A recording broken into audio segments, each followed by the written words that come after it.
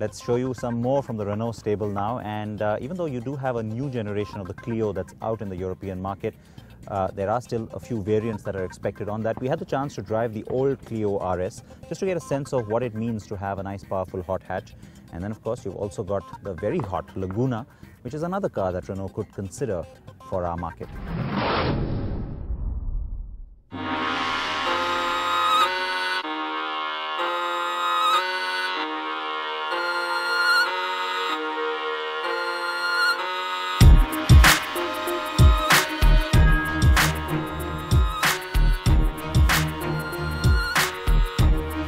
The Laguna is a popular model from Renault.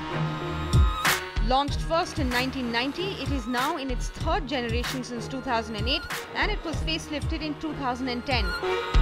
It's available in 3 body styles. There's the 5-door liftback or Octavia-like hatch, the station wagon and the 3-door coupe. The car with us today is the GT version of the 5-door. The GT 4 Control is the range-topping Laguna and it aims to offer drivers a mix of practical sedan with a sporty, exhilarating cruiser. The car looks sharp and frankly very different to anything else in this space. It is eye-catching and edgy, especially at the rear with the tail light sitting up high. The GT has some additional sporty elements which make it look a little edgier, especially the cool alloys on this car. And yes, we have to say the color adds to the sporty appeal. On the whole, we like it for its differentness. The interiors are also designed to reflect the same sportier appeal. The dark trim and metal inserts do look cool. The drilled pedals and flat bottom steering wheel only add to that, though a racier seat trim could have done wonders here. And now, the drive.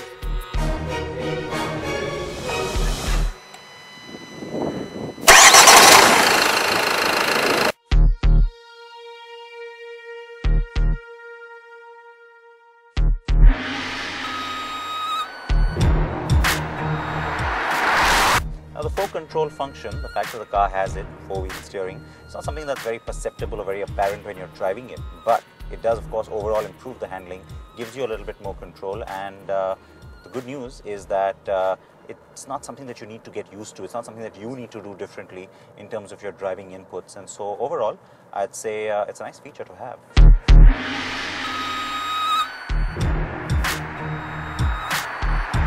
The way that 4Control works is that up to speeds of 60 km per hour, the car's rear wheels turn in the opposite direction to the front wheels. This reduces the turning circle by 10%, almost like that of a much smaller hatchback. Above 60 km an hour, the rear wheels turn in the same direction as the front ones, which improves stability and increases grip by counteracting the centrifugal forces that act on the rear of the car during high-speed cornering. While this is great from a safety and comfort point of view, it sort of takes away from the car's promise of being very sporty and fun. The 4Control system actually keeps the car in line at all times, meaning you can't really throw it around much. It is a very comfortable ride though, almost enviable amongst other sedans. This car has the 2-litre DCI unit, which is ample to provide the car the necessary power and torque you'd want. If only you could play around with that though.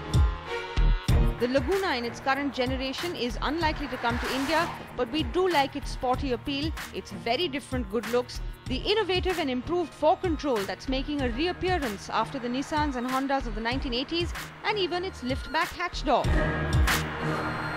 What we would like to see is Renault thinking of India when it goes into the final steps of the next generation cycle.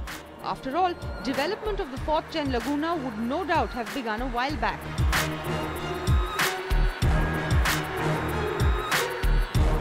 And now, time to quickly show you this.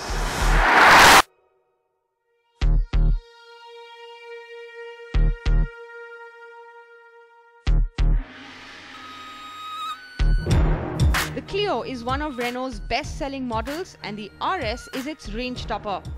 First up, we want to remind you that the Clio has gone in for a generation change, debuting its 4th generation at the Paris Motor Show, remember? And it's also got a new generation RS version, but since that car has just debuted and not yet launched, it wasn't yet available to drive. And so we're showing you a glimpse of the outgoing Clio RS. Clio RS has been designed for a guy who wants to take his wife and kids shopping to a supermarket one day, sometime in the week, and then on the weekend gets out onto the track, a track like this one with his friends. Now a statement like that might sound a little bit sexist to some people.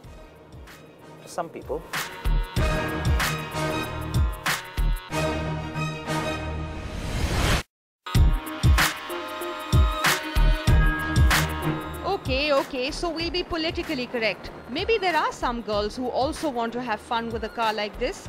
The hot hatch phenomenon is hardly new to Europe, but in India we're still grappling with whether the market is even ready for such cars. Sample the figures and you can see that the car is a little fire starter, qualifying for the term hot hatch.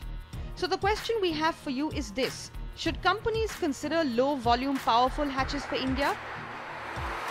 A souped up Polo or Fabia or even a hot little Swift Sport wouldn't be so bad now, right? Well, we have hope in the fact that Fiat has promised us the Abarth brand this year, which means a hotter Punto may well be around the corner. We live in hope, but for now take a look at the mad handling and crazy fun appeal of the still hot little Clio.